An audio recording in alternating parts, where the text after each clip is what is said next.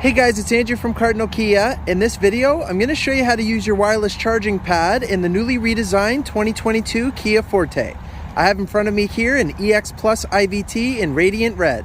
Let's get started. Okay, so to start us off, we're going to head into the instrument panel first.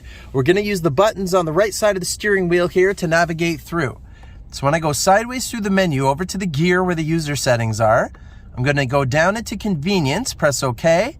And then I'm going to go down a few to where it says wireless charging system. So I'm going to press OK to check mark that on. So now if I were to take my phone, the wireless charging shelf is located just under the climate controls here.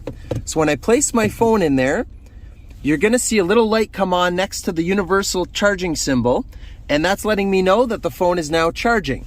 Now, as long as your case isn't too thick, there's no pop sockets or finger rings or a card holder on your case, then the phone will charge perfectly. Otherwise, it'll block the sensor and it won't charge. Now, if for any reason this starts to blink, that means that the phone and the charging pad may have gotten a little bit too warm, so it's just kind of paused itself until it cools down a little bit before it starts charging again. And if I were to go turn the vehicle off and go open the door, it's going to ping on the instrument panel just to let you know that your device is still in the wireless charging pad. And that's how you do it.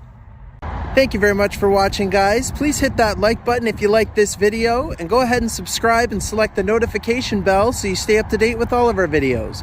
Please go ahead and also give us a follow on Twitter, Facebook, and Instagram. All of the links are in the description below. Thanks, guys.